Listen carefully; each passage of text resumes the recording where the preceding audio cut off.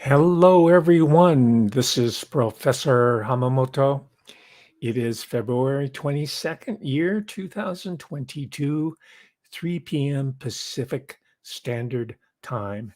2:22:22. A lot of twos in today's show. And there'll be some numbers coming up here, specifically the number 21.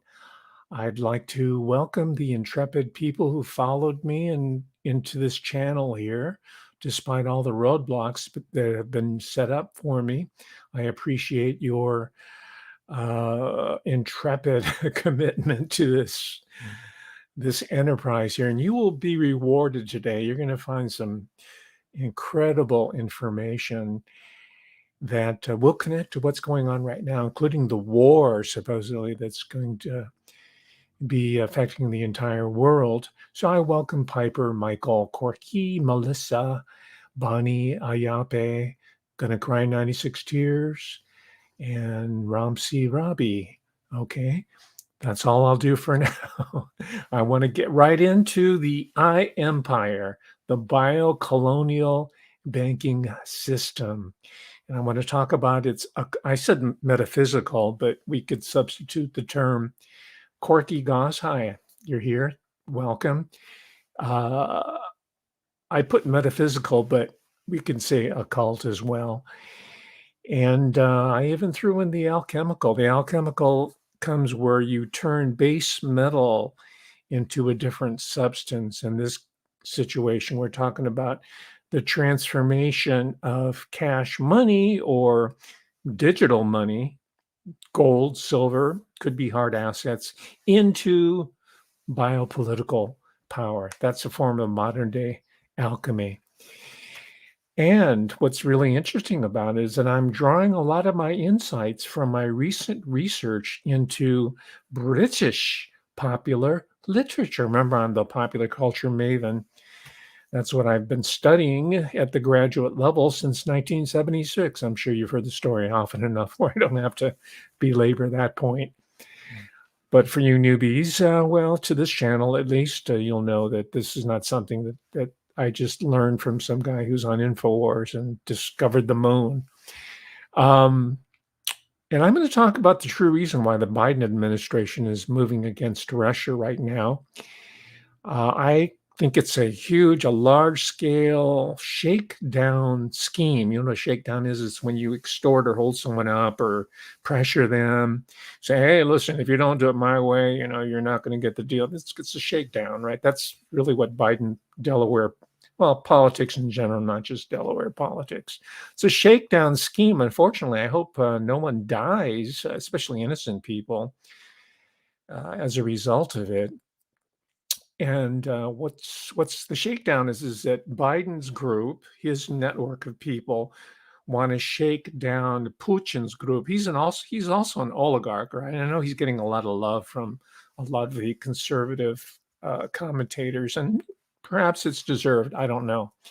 He's good on many levels, but he is an oligarch, and he has his own little network of privileged and I'd have to say anointed financially, at least individuals at the expense of that's the iron law of oligarchy. That's the way the world works. And today we're going to be dealing with reality instead of just moralizing. That's one of the big lessons I try to get across is that if we want to get out of this situation, we have to put our big boy pants on. We have to stop being candy asses and we have to start understanding the world as it is, not the way we want it to be. So the moralizing, like, oh, if only people were better, and if they only read this holy scripture or whatever. Okay, that's probably not going to happen in our lifetime. Probably won't happen when we're dead. So I want to talk about realpolitik, the real world. That's what I keep coming back into. Not that I have a complete understanding of it, but at least that's my approach. I don't do the finger wagging, and I don't do the scolding. I don't do the moralizing. So we also have, I should remind you that we have a guest this Thursday. Hopefully he still remembers. I'll give him a reminder tomorrow. He's going to be talking about dark money. which is very much in keeping with the theme of this week here. And his name's Parker Thayer. He's with the Capital Research Center. Really, I think, excellent research, investigative, journalistic enterprise, as is the one represented by our author today. His name's Jake Bernstein. He's the author of The Laundromat, which we'll be spending a lot of time with today. And banking money. Oh, yes. Yeah. We're going to try to figure out how we're going to survive this crisis, this bust out scheme, this extortion scheme, this intimidating shakedown scheme. This is the real reset here. It's not what we're being led to believe. It's I think it's sort of like 9/11 when those millions of dollars were declared missing. Then the Twin Towers went down. Well, the pillars of the global economy are being shaken to its foundations in order to cover up this huge crime that I alluded to, maybe briefly, maybe to some extent. I can't remember what it was on John O'Loughlin's show. Macduff Lives. I talked about the Panama Papers, right? And by the way, you're hearing this phrase, elite capture, going on, circulating right now. If you recall, I talked about that several months ago, if not a year ago. I talked about state capture, which is a theoretical construct that I've been arguing for months now. It's finally now hitting the popular news cycle. So the point is that, again, I'm ahead of the curve, right?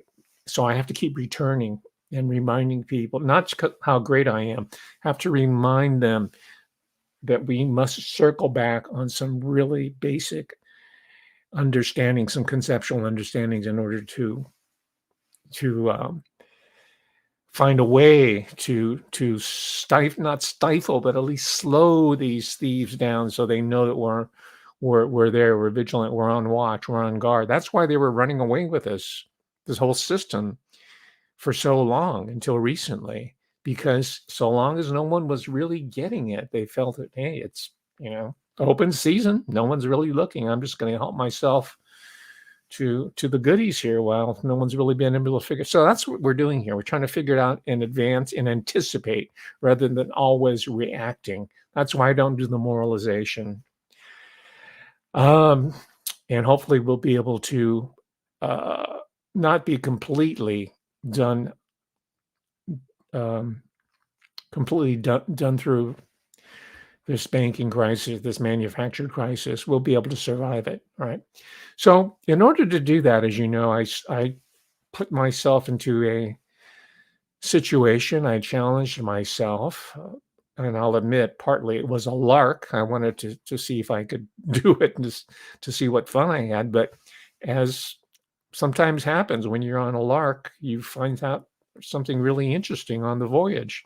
And I'm finding out that Ian Fleming was telling us about the transformation of the global banking system in the post-war period, where Britain, his home country, his home empire, he was a young child, a young man when the empire was still going strong. And of course, World War I and World War II, it's a different situation. So they had to salvage it somehow, and they did it through banking. And they put he later became a knight, but they put Ian Fleming on the case to help to communicate this transformation to not just his fellow insiders, right? Because he has two audiences. They have the audience of the insiders, the intelligence, the banking people, the establishment, the corporate establishment of the Anglo-American alliance, but primarily the British banking system. And the other one's us, the popular audience. And that's why I felt if I could look at the material from my perspective, the naive perspective, but with an understanding of how this system works, I'll be able to bring this up to date to 2022 to see how we got to the incredible hijacking of the global economy. It's always been in the hands of oligarchs, but it's different now because they want to ruin everybody, including the middle class. Up until recently, the middle class was the cash cow, and they didn't want to kill the cow that gave them milk. But now, as you know, through the bioeugenics process, even the middle class is not salvageable in their minds, right? So let me, just for fun, let me just take a couple minutes to show you all the books that my generous Patreon supporters helped me acquire. Now I have a library, a complete library. I went through every single one of these novels. I'm going to hold them up one by one to demonstrate that I'm not using a PDF here. I read these books. These are 3-dimensional, and I had a great time doing it. I took lots of notes. I have to go back, and I don't know if I'm going to do a whole book on it, or it might be just a chapter, but it's definitely going to, what we're seeing on YouTube here is a rough draft of what I'm going to be doing with this. That's why I don't really mind when TubeView puts me on the bench, because these are just work in process that I'm sharing to the core audience here. You're seeing a writer at work, how I operate and how you can operate if you choose to. In fact, there's some people on the Patreon who are, just by observing how I go through my cultural forensics operations, can understand their own history, their own family. For example, the twin studies and these Austrian psychiatrists that came in and revamped our, these are all lessons that we can draw from and use on your own if you choose so. So here's the first one, Casino Royale. Go through them very quickly. The second one I read, Live and Let Die. Notice it's a uniform edition. That's what allowed me to, I said, hey, they're all back in print. I'm going to read them all. And here's the third, Moonraker. This is when a missile is aimed at Buckingham Palace. It's an extortion scheme. It's kind of like how NATO has its missiles aimed at Putin or the Duma, right? Diamonds Are Forever. Okay. Hey, we were just talking about Russia. Here's a rush from Russia with love. These are all great. Dr. No. Yes, here we go. And Goldfinger. Yes, right here. Goldfinger. Not Badfinger, Goldfinger. For Your Eyes Only. This was one of the not so good. Mine was all right. I think they had to pump one out. They like to release these once a year. And here I have my notes covering the cover here. Let me take it off. It's Thunderball. See this little stylized submarine? Yeah, selling arms, selling munitions, selling precious metals, radioactive isotopes, poisons, you name it. But we're moving into a different system altogether, where even those fungible items are not as important. The Spy Who Loved Me, and written from the perspective of a woman, a female, which was surprising to me. And it was good. It's about her self-consciousness of her role vis-a-vis James Bond on Her Majesty's Secret Service. This is a good one. Well, they're all good. You Only Live Twice. The Man with the Golden Gun. Here, this is the second. Well, this is the last full novel, The Man with the Golden Gun. And you have a couple of novellas and short stories. I read this, Octopussy and Living Daylights, and there's a couple other short stories in this. So that constitutes the fiction, except for Chitty Chitty Bang Bang, which is not part of the James Bond saga. And then he has a book of essays of cities that he's visited. But these are the main ones when we talk about 007. So there you go, ladies and gentlemen. I did it. It probably took me about, a couple months or so. And I enjoyed every moment. Now, okay, am I clever? No, I'm drawing information out of there. I didn't just do it for the sake of saying, well, I climbed the mountain. No, it's because I'm trying to find out patterns in here. And I'm going to share with you today some of the patterns I came up with. For one, I said, oh yeah, Panama Papers. Now I understand why Fleming kept on talking about the Caribbean, and now I understand why he moved to Jamaica. I already gave that talk, so I'm not going to go over it again, but now I understand what he was doing. So I said, I'm going to revisit that whole transformation, because as I mentioned on John O'Loughlin's show, the Panama Papers is not really discussed either by for sure, not by mainstream media, but even amongst independent media, we're still locked in the, and this is not to put him down, because I read the book and it's incredible. Of course, The Creature of from Jekyll Island, right? G. Edward Griffin, or Griffith, yeah, G. Edward Griffith. I have two or three books, 2 or 3 copies of the same book. And it was the creature from Jekyll Island, and the whole cabal, it was already old by the time that book came out, all right? But we're still locked in that circle. If we are going to survive, need to update ourselves and talk about the real laundromat, the one that Ian Fleming was pointing us to decades ago, that turned out to be the real core of the global economy, the global financial system.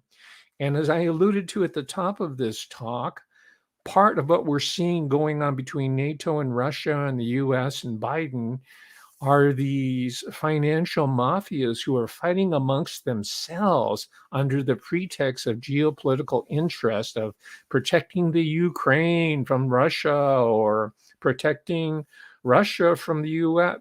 It's presented as a geopolitical battle, but it's really a battle amongst the 5 families of the mafia, right? Gambino, whoever they might be, right? The classic five families, analogous. These are much bigger. The old school mafia, I wish we had them still, but I'm just using it as an analogy so you can kind of wrap your mind around. This is something on a qualitatively different level, which I'll explain in a moment. But Putin is a financial oligarch. Biden is a financial oligarch. Donald Trump is a financial oligarch, and they're hooked into their own little. And there's some intersection, there's some crossover, but they're all part of their own set, their own tribe, if you will, their own little network. And there's some interplay, of course. And that's what they're grappling with right now. Unfortunately, they're using us as hostages for their own self-aggrandizement. Yes, I mentioned his name, Trump. Even Orange Man is very much involved with this. And I know people have a hard time dealing with it, so hate me if you will. But and by the way, I voted for him twice, okay? And I knew his background. I knew that he was a gangster. I knew he was connected. I knew he dealt with the mafia, and he was dealing with the Russian oligarchs, the Ukrainians. He was in bed with everybody. That's what businessmen do, and he was honest about it. And I didn't vote for him because he was honest about it. I voted for him because I wanted to see that fight take place. And it's really strangely, I'm just as much outraged as you are that the election was stolen.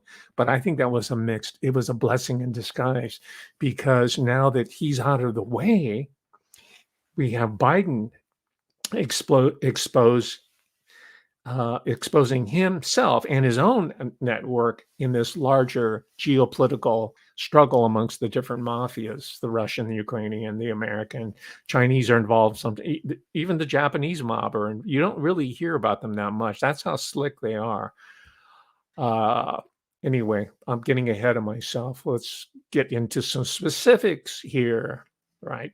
We'll talk about Jake Bernstein, The Laundromat. It's a Netflix movie. And by the way, I tried to find it. It's not available. It was streamed, and usually they issue a DVD. So I said, oh, shoot, I'll have to buy it on the Amazon. I mentioned that word, and it's not there either. So I said, I'm going to go to eBay.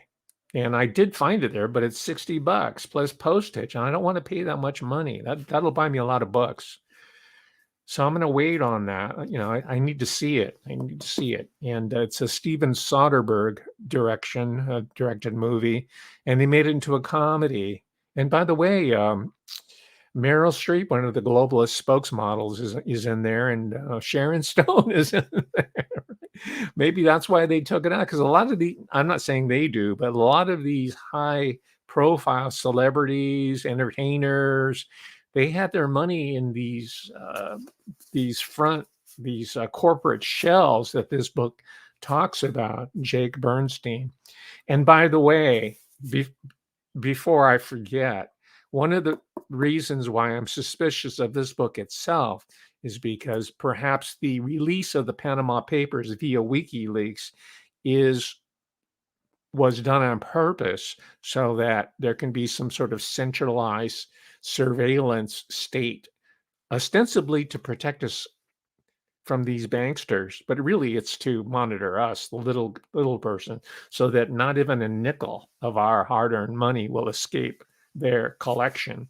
So keep that in mind, even though we applaud Jake Bernstein for his effort. I think he won the Pulitzer Prize for this book, and I only just now got around to reading it because I realized after going through Ian Fleming that this is where the action is, and I got to really dig in here. And I hope you will now hereafter be primed, let's say it, attuned to any sort of noise that's coming from the banking industry, and you'll also be able to see through the war drums.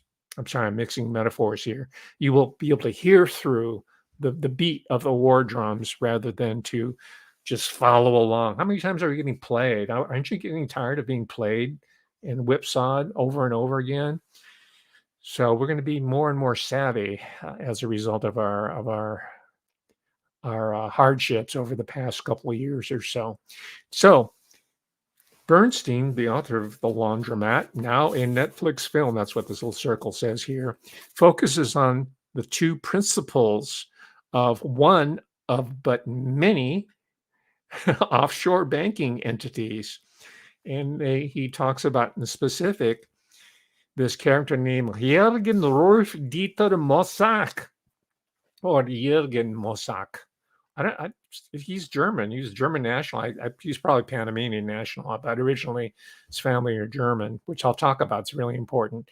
And then you got Ramon Fonseca Mora, or in the book they just call him Fonseca. So that's that firm, Mossack Fonseca, and that's really the firm that you will see. I think it dissolved in 2018, a couple of years ago. They both got arrested, and don't start celebrating yet because there's more where they came from, right? And they'll probably get out too. I mean, they own the world, so lawyers are cheap for them, and they own the judicial system, right? People look at George Soros, right? But it's always George Soros and the Chi-Com. You notice that? The independent journalists, it's always George Soros or the Chi-Coms or the Rockefeller. It's never the British banking establishment. It's never the banking establishment. And it's never the Panama Papers. Even the most intrepid of independent people, especially the ones on the top. You only hear Joe Rogan talk about the Panama Papers. Hey, I'm scooping Joe Rogan. You know, hey, yeah, he makes like $400 million a year, and I have 400 subscribers on this YouTube channel. I'm not complaining. What's important is that I'm getting this information out and I get to exercise my brain cells here and share it with you. That's really the joy in this exercise here. All right. So the firm is called Mossack Fonseca. And here's what's really great. And I'm going to take some time here. Let me open up a folder here about the Mossack. And guess what, ladies? You have everything that you've ever dreamed of as part of the Mossack Fonseca story. And that makes me wonder why the people who are obsessed by Nazis and hidden gold and treasure and pirates, and I don't understand why the independent media is not doing it. Maybe they're owned by Mossack Fonseca. I don't know. But guess what? Mossack, Jürgen Mossack's father was a 21-year-old member of the Waffen SS. He was in the SF, the Schutzstaffel. His daddy, he was a Nazi, and he was 21 years old at the end of the war. And you can imagine, you know about the rat lines, and you know about topaz and all that. So I don't want to belabor that, but he was part of that exfiltration process of Nazis who had to leave and restart somewhere else. And you know that Latin America's was one of the, you know about Dr. Mengele. We talked about the Jewish psychiatrist who came to the U.S. and we talked about the Nazis who went to Latin America. Well, the Jewish Nazis, because they were doing Lebensborn experiments on fellow Jews here in America. That's what the twin experiments were about. So you know about that. This is part of that story. See how it kind of builds on what I've been doing for the last 2 or 3 weeks now. So that's his daddy. He was a Nazi. I'm sorry for laughing, but it's just, I mean, you can't really make up these stories the way it operates, the origins there. Now, let me go to, and I'll return to the Nazi connection in a moment. Let me briefly go to the partner, and that would be Ramon Fonseca, right? You got a fascist, you got a totalitarian. By the way, a lot of Latin American countries, including Mexico, were pro-Hitler. They were pro-German because Germany was promising them to liberate them from British and American hegemony, especially American. So they said, "Okay, we'll take that deal." So don't be surprised if you come up with these Nazi connections when you're talking about people like Ramon Fonseca. But he was not a fascist. He was anti-fascist, but he was anti-imperial. He's Panamanian by birth. Now, Ramon Fonseca comes from an illustrious family of diplomats. He also comes from a family multi-generationally of priests, Catholic priests. And again, you got Nazis. Hey, people love Jesuits. Oh, yeah, it's all there's Jesuits in the family, all right? And there's a trifecta. I'll tell you right now, this story, how come no one's covering it? It's got the three of all the favorites of everybody who thinks they know about the New World Order, right? It's got the Nazis and the exfiltration, right? It's got the Jesuits. And guess what? You guessed it. You did guess it. It's got the Freemasons in it too. Hold on. I'll get to it in a moment. So it's the trifecta. So in other words, all that information, that knowledge that you're way past it, you studied it early on, you've got that under your belt. The newbies are just now beginning to wake up to it, and they're coming back to you and telling, "Oh, did you know about the Freemasons?" Right. But it's not all gone to waste, because we see that there's continuity of these institutions, these Templars, right? Which Fleming, Templar Knights, remember the Templars were bankers, right? So were the Jesuits, and so were the Vatican bankers. This is much, much more relevant than the Banco de Ambrosiano, but people still want to talk about Roberto Calvi, found under the Blackfriars Bridge with the bricks in his coat. Old news. Okay, let's update it to the 21st century here. So that's Fonseca. Now, ironically, maybe not so ironically, this is just the type of person that recruiters for the elite like to find. There's a profile. I wrote a book called Servitors of Empire. There's a certain type of person who might come from an illustrious family, but they got thrown out of power, or they don't have the money anymore. So they understand what being connected is, but they no longer have any standing. And the French have an elaborate social. I'm sure the British do too. I'll have to think about it, but just offhand, in French, there's the idea of the parvenu or parvenu. The person who's the kind of a newly acquired wealth. These are Americans. If you read some of the late 19th century romantic novels, the Bronte sisters, or going into the 20s, there's always these Americans who are buying up castles, rich. The nouveau riche, that's another French, nouveau riche, parvenu. They're called arrivistes. They've just recently arrived. By the same token, those people who déclassé, the people who had social standing or class standing, and then they fell on hard times and they went down. These are the type of people that are recruited to the intelligence agencies. These are the type of people that are recruited to the universities. These are the type of people who are created to the priesthood because you got something to prove. And that's why I keep talking about bastards, right? And bastardy is very much part of this understanding of the offshore banking empire. I just use their term offshore. It's more than offshore. But you might want to, most of these high wealthy people, they have their regular family and their regular wife, right? The official, and then they have mistresses. They want to take care of their mistress and they want to take care of the bastards that they sired with the mistress. It's almost a requirement to have a mistress. It's very unusual if you don't.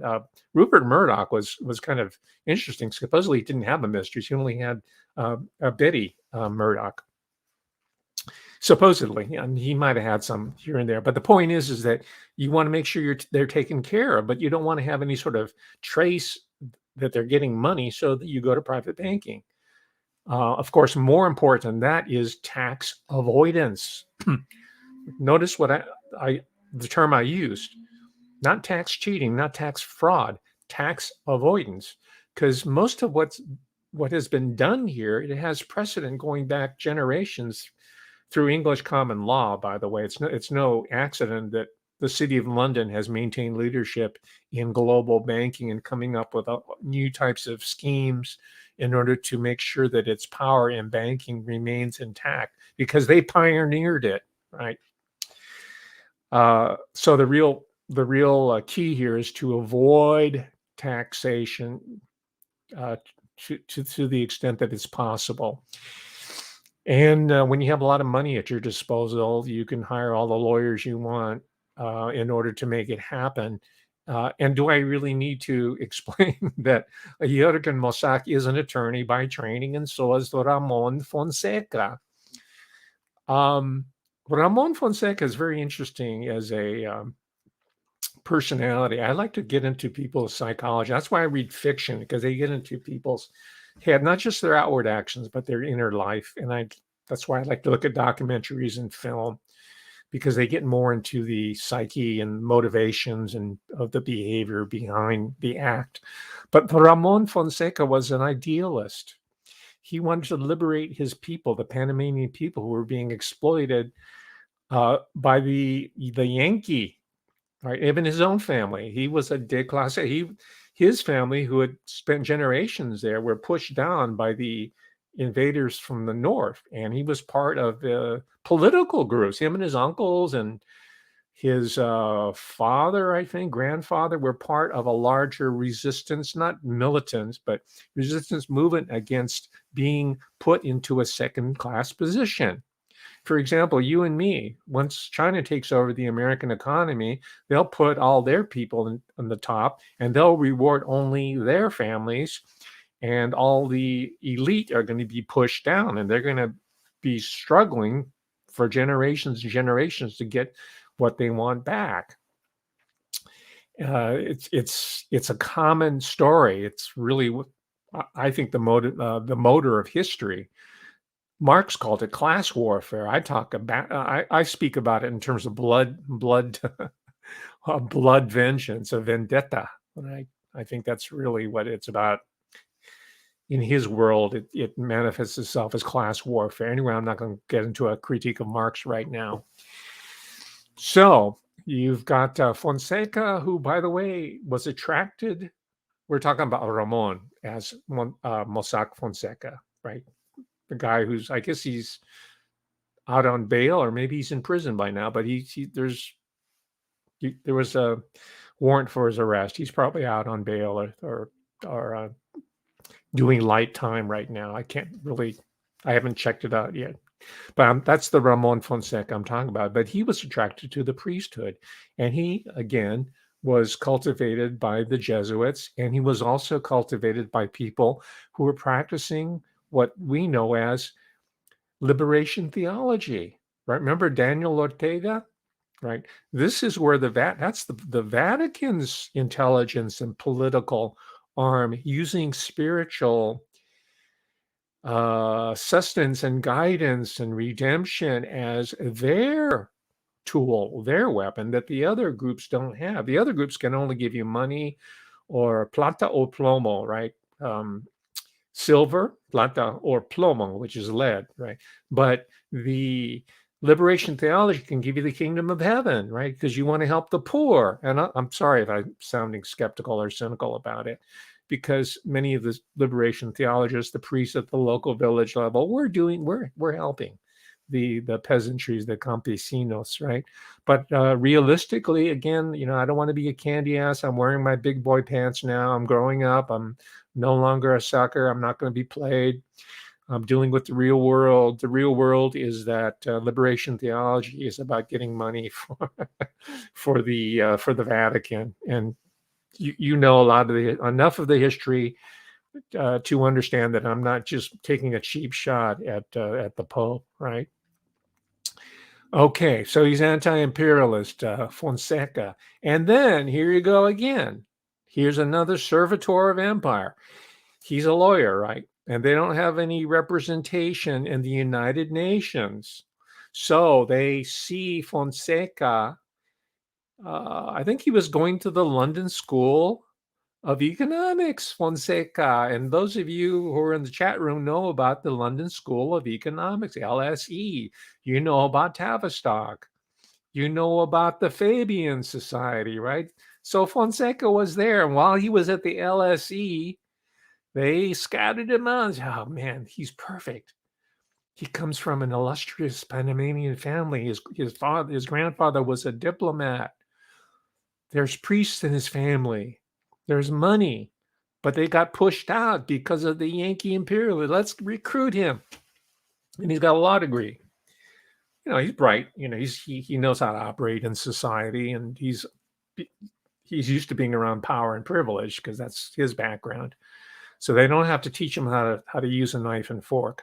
They recruit him and they said, "You're going to be our lawyer and you're going to represent us at the United Nations." Yes, Fonseca had 6 years of experience as an attorney representing Panama in the not representing Panama, but from Panama. They were underrepresented in Latin America. So they said, "We need Fonseca. We could trust him." So they put him there, and that's where they really got to understand the inner workings of the United Nations. And that's where he really got to rub shoulders with the people who understand and can manipulate how arms shipments work and how you can make transfer payments and not leaving any sort of trace. And this is how he found someone who found him and said, "Oh, you're Panamanian. Great. We want to use you, Senor Fonseca, to set up a banking franchise in Panama." I'm going to use the American pronunciation, Panama. In Panama. And you only know, and same with me, right? I only knew about Panama from Daniel Noriega, right? During Ronald Reagan's invasion of Panama. The Panama Deception was it won an Academy Award for documentary that year, I think. Panama Deception, check it out. I think you can find it on TubeView. By the way, the person who narrated was Elizabeth Montgomery from Bewitched. And she died not long after that. I don't think they appreciated her father. Robert Montgomery was also progressive film actor as well. I don't know if he was blacklisted from McCarthy or not, but Elizabeth Montgomery. I'm just telling you this. She was in Bewitched, which you wouldn't have. It was shocking to me that she had that level of political involvement and awareness. But that was the Panama Deception, all the dope money going through there. So that was the world that Fonseca was coming out, and they said, "Okay, we got rid of um, our strong man there, right? First of all, it was Torrijos. Is it Torrijos? I might be getting him wrong. There was a dictator that was controlled by the Rockefellers or whoever, the Dulles family, and his plane crashed, and then they put in Daniel Noriega. Remember him, Daniel Noriega? He was the chief of security for Torrijos. The plane crashed, and all of a sudden he found himself president of Panama. And then he became inconvenient. They got rid of him. You know the story after that. So anyway, this is the type of environment that Fonseca is trying to navigate. All right. So I mentioned Orange Man at the top of the show today. He's all over this book, in fact, and I think it's one of the weaknesses of the book, and maybe that, but that's probably how we got the Pulitzer Prize. Or the publisher said, you got to take some cheap shots at Donald Trump if you want this book published. And he spends a whole chapter talking about Trump did this, Trump did that.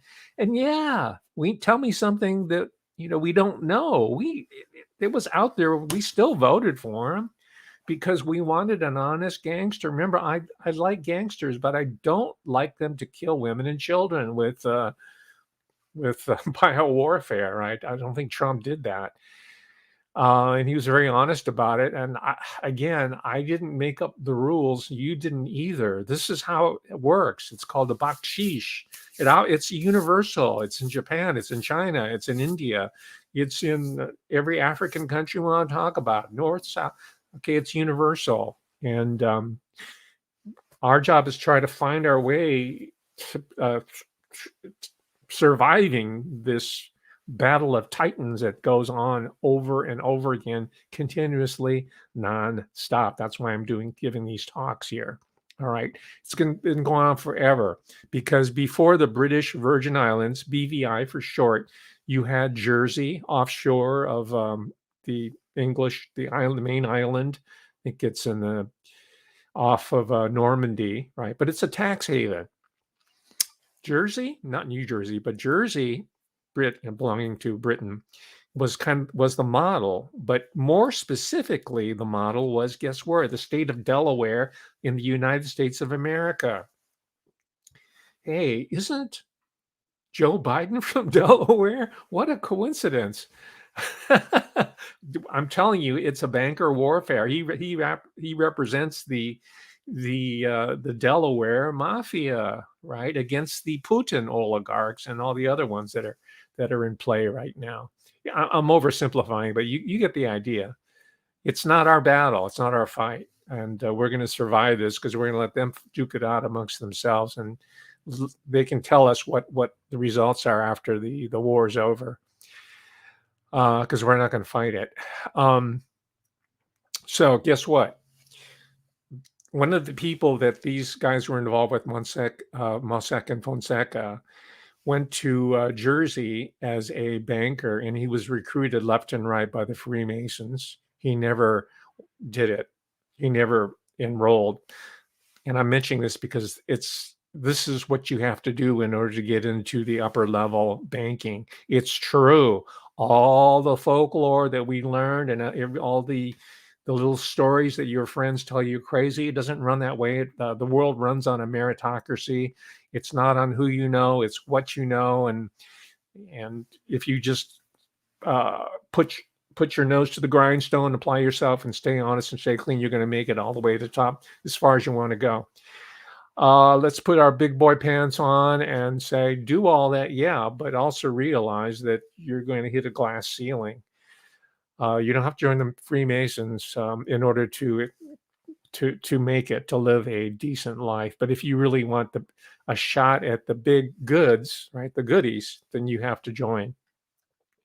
So that's part of this global network. And again, they've been around for generations. You know the whole story. You know about the Knights Templar. You know all of it, right? And it's here with us into the 21st century. Why did England get the leadership in global finance through the City of London, which is now based in the Caribbean area, right? It's because the whole concept of the trust began, and it was institutionalized during feudal England, right? When the knights, the lords of the manor, had to physically leave the castle to go fight somebody overseas or over into the next province, and they had to make sure that their wealth, their gold, their holdings were kept in trust, so that if they died or something happened, that their family would be able to get it. So they have this whole precedent, and a whole body, Blackstone, English common law arose out of it. And of course, that migrated to the U.S. and other parts of English, the diaspora, the British diaspora, right? Including India and wherever else they went, New Zealand, Australia, Canada, of course. But of course, all these systems have a way to game it, and it only took a few generations for people to figure out, hey, why can't we create our own trusts, just like the City of London, just like Wall Street?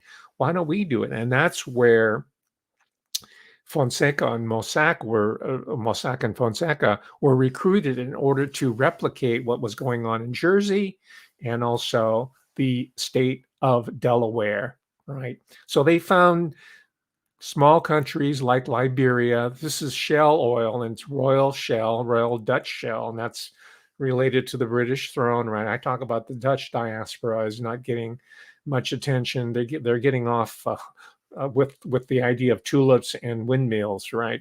So no one's really looking at them uh, carefully. And I'd say we got to look at the Dutch diaspora just as we're looking at other diasporic groups. By the way, I keep using diaspora, the term. You're going to hear more of it thanks to me going into common discourse, just like I brought the concept of woke into common parlance about 4 or 5 years ago, because I knew where the woke people were taking our society. But you're going to hear on the positive, you're going to hear about diaspora. And the reason why it's so important is because diasporic people are what hold the contemporary economy together, right? It's no accident that in medieval times it was Jews. Today it's Chinese, it's Indians, because they have huge international populations. They're diasporic, right? So they have to depend on trust, co-ethnicity, common language, common dialect, right? That's trust. That's the whole British, the English, this is before Britain, the English concept of trust. How do you maintain it? How do you enforce it? How do you police it, right? It's old fashioned. It's kind of quaint in a way. It precedes all our modern. It precedes it even eliminates lawyers. It's pre-lawyerville. So I kind of like it. Um, but it's a vestige of the past, right? We're in a hybrid system right now. Okay, so and you already know about the CIA starting its banks in Switzerland. You know, Dulles was in Geneva. He was in Switzerland. He was headquartered there. It was no accident because that was the banking capital. And then that also was replicated overseas into the banking havens of the Caribbean area. The Seychelles became a major center by 1988. It's all very recent. We're living a new, ladies and gentlemen, financial system. It's an old financial system, but it's being remade. That's why we're seeing all these bio wars and kinetic wars taking place right now. That is what is really meant by the Great Reset. It's a great banking reset that's taking place here. It's always about bank. It's about money. It's about resources. Okay, I said I'm going to get to right now before I run out of time. In my description here that I was going to talk about the ancient alchemy of money and exchange. Okay, where does the alchemical part of it come into? And my argument, it's very simple. You understand it's a Gnostic concept. It's that you have a material reality, but you also have a metaphysical reality at the same time.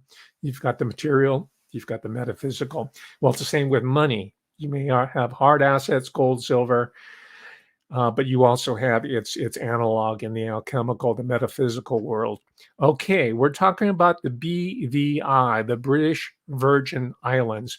Why or how did the name Virgin Islands even come about? Well, there was this explorer, by the way. He was probably a Templar knight himself. His name was Cristobal Colon in España, or if you're from Italia, his name is Cristoforo Colombo. But if you're American, we know him as Christopher Columbus, right? Well, he was sailing around on the Nina Pinta and the Santa Maria, and they have the Red Templar cross insignia on the sails, right?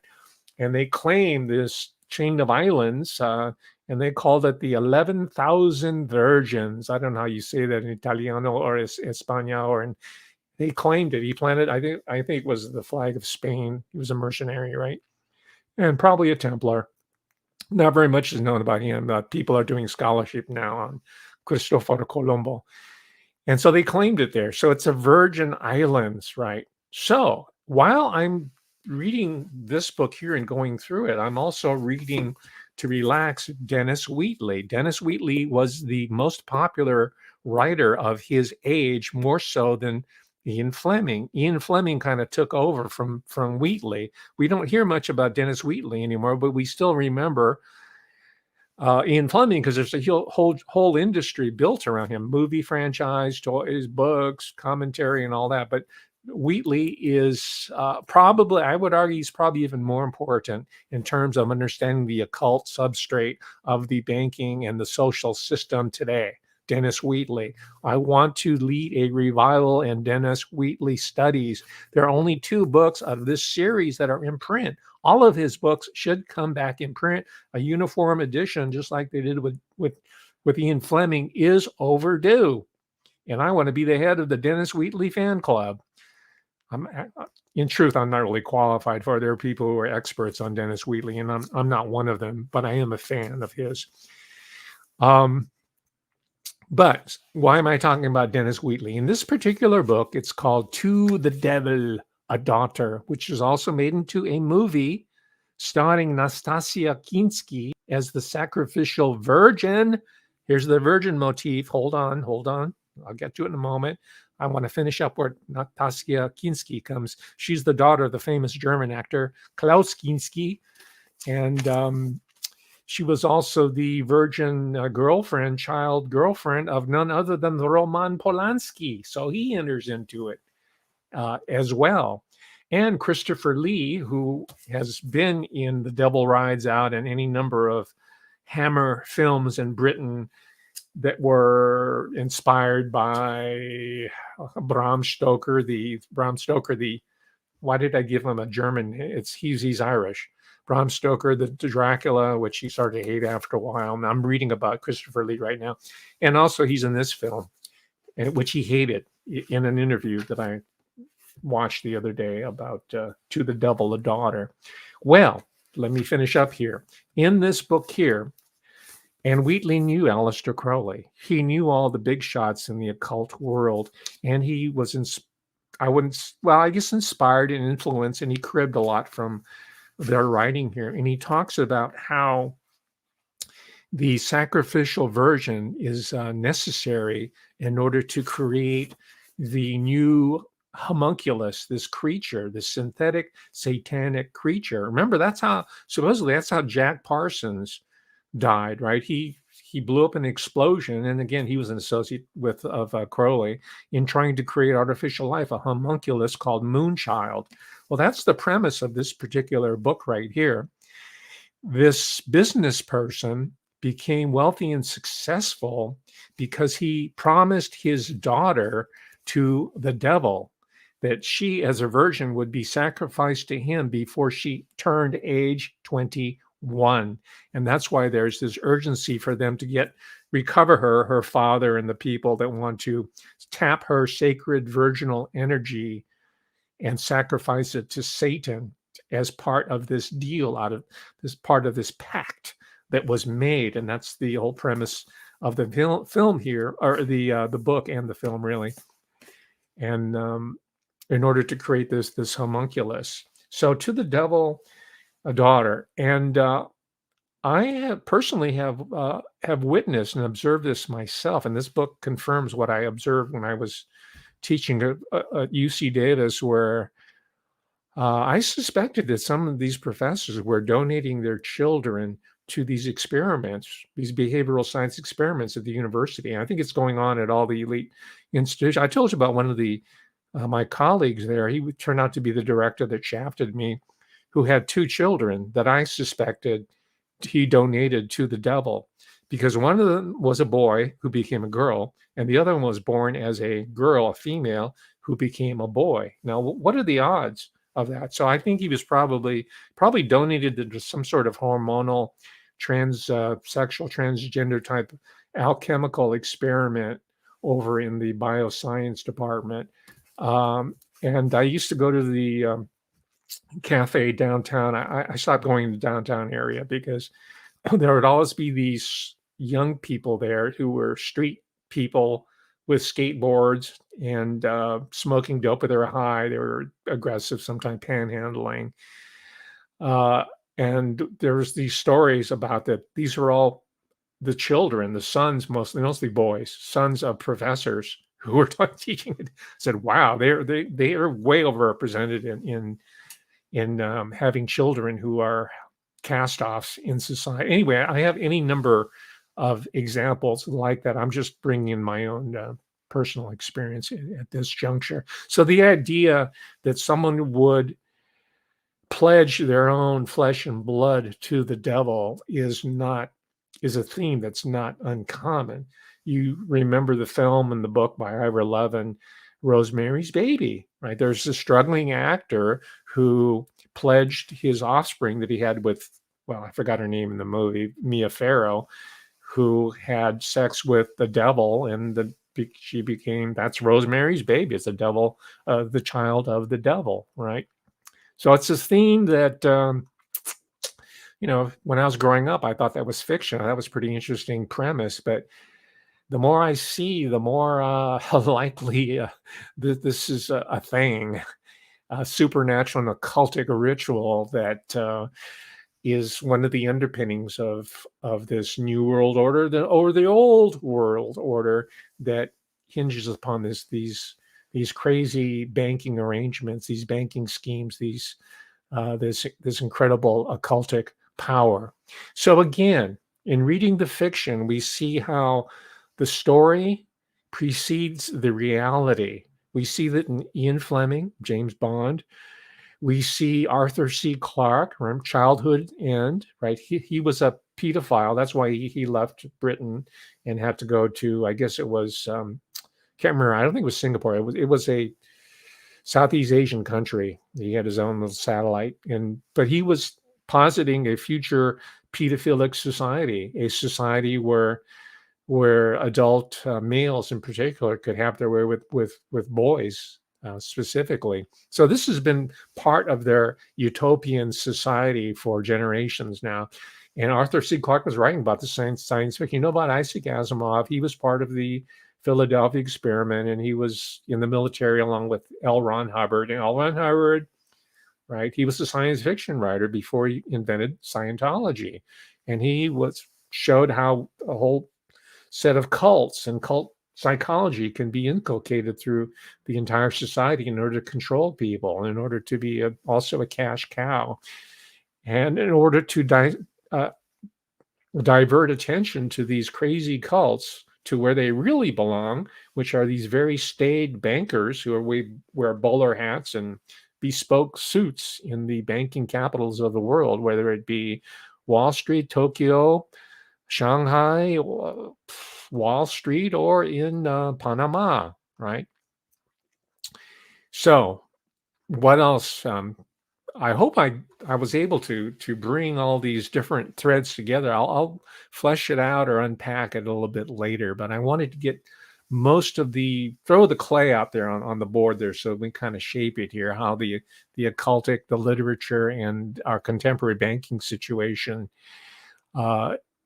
all kind of comes together. Not kind of, it does come together. And I think I have a very good understanding now of how the alchemical connection operates with the alchemy of finance, and how we, the little people, are being run through this, right? I forgot to mention, not only was, let's see here. Okay, let's see. Oh, yeah. We're talking about the British Virgin Islands. Okay. According to Catholic legend, we're going back to Cristoforo Colombo, right? We're talking about the Virgin Islands and virgin sacrifice in Dennis Wheatley, right? I'm reading from the book here by Jake Bernstein. It says, according to Catholic legend, Saint Ursula was a princess who, with her virginal handmaidens, set out on a pilgrimage to the Hun besieged town of Cologne. The Huns being the Visigoths, I guess. This is medieval time. They were not welcome. The Huns beheaded the virgins, and their leader killed Ursula with a bow and arrow. So that's why Columbus named this archipelago in 1493 Saint Ursula and her 11,000 virgins, as an homage to the sacrifice to the pagans of the Virgin, not Ursula, but her attendants who were sacrificed in there. So you see this going back into the medieval struggle between Christianity or Roman Catholicism and the pagan world, and how it's playing out today in the banking system of the 21st century. There's another passage in here which I seem to have lost. Maybe I'll get to it next time, because I'm just now sifting through the book here. But there's an incredible passage of how Fonseca, who fell away from the church, right? He was a liberation theologist, but he was not a devout Roman Catholic at this point. He dropped his radical politics, decided, and he was disillusioned from the United Nations, according to him. He found out that it wasn't really what it was set out to be. So he decided to go into the dark side. But in order for him to be brought in, he had to, when he went back to Panama, he had to go to the Masonic Lodge, the Masonic Temple, where he was inducted into these rituals that you and I have read about, right? And this isn't like 1982 or something, maybe a little bit later, 85. It's within recent history.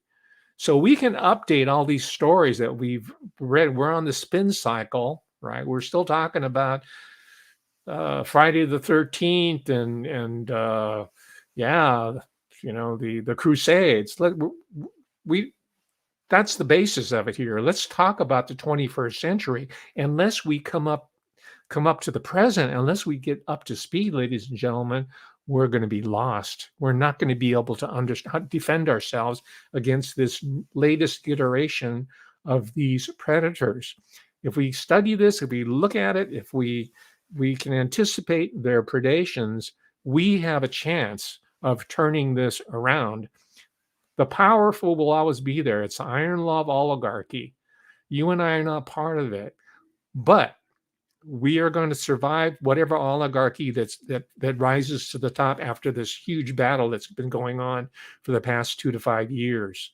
We, the little people, are going to be able to thrive amidst that, just minding us our own business and letting the big boys have all the goodies they want. They can have their own private islands, the yachts, you name it, the hotels, 5-star restaurants, whatever, right? I don't need it. Maybe you do. More power to you. If you do need it and you do get it, please hire me as your personal tutor. That's what I'm doing. My strategy to do this is to hire myself out as a tutor to the children of these new 21st century financial oligarchs. I'll teach them everything I know about how the world really works. All right. Education is the key. All right. I'm partially joking, but I'm half serious too, because like you, I have to figure out how I'm going to survive. All right. Thank you very much, David, Melissa, Nadia, Corky, Phone, and everybody else here in the chat room today. We'll be revisiting this. I don't think I give it justice. I'll be filling in some of the details here that are equally as astounding. And thank you very much for supporting my work here. I really had a great time over the past 2 weeks and really, really digging in on the underlying foundations of this crazy system of ours. And we're getting there. So we'll see you at the winner's circle. Thank you, ladies and gentlemen. Bye for now.